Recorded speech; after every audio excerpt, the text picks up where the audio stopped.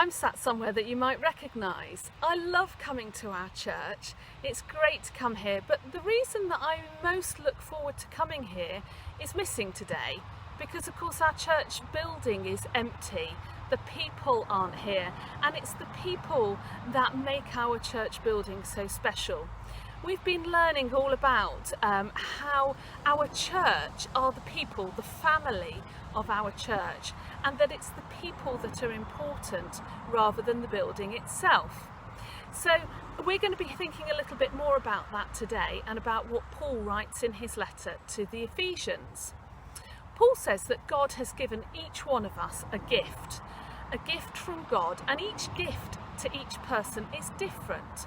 So just as God made each one of us to look different, he gave each one of us a gift of being able to do something special or important, and that's different from the gift that he gave to somebody else.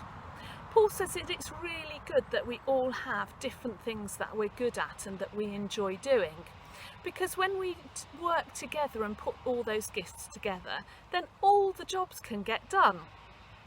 So some people have the gift to serve and love people and care for them. Other people have the gift to share the good news of what Jesus has done. And we couldn't do all those things if we tried to do them on our own. So for example, I couldn't be talking to you now if it wasn't for the skills of our wonderful technology people who are enabling you to see this.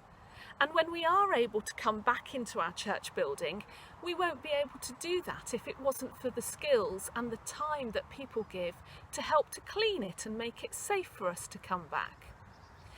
During lockdown, some of you have been busy taking meals to people, or helping do people's shopping, or maybe just chatting on the phone to people who are lonely.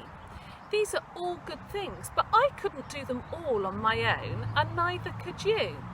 But by working together as a church family, we've been able to achieve all those things and more. And Paul says that this is really good. This is how God wants us to work together as one family, one body, the church people.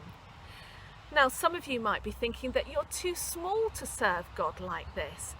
But Paul makes it clear that nobody's too small and nobody's too new as a Christian to be able to serve God. Everyone can help God. So it might be that you can give your mum a hug if you see that she's feeling particularly stressed, or you could draw a lovely picture for a friend or neighbour who lives on their own.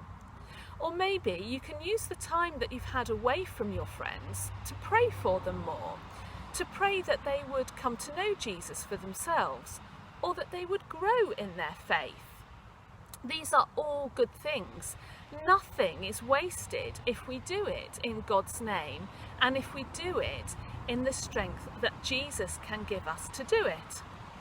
Now, of course, we're all going to fail at times. We're all going to struggle to use our gifts well. And that's when it's important that we're part of this one body, our church family.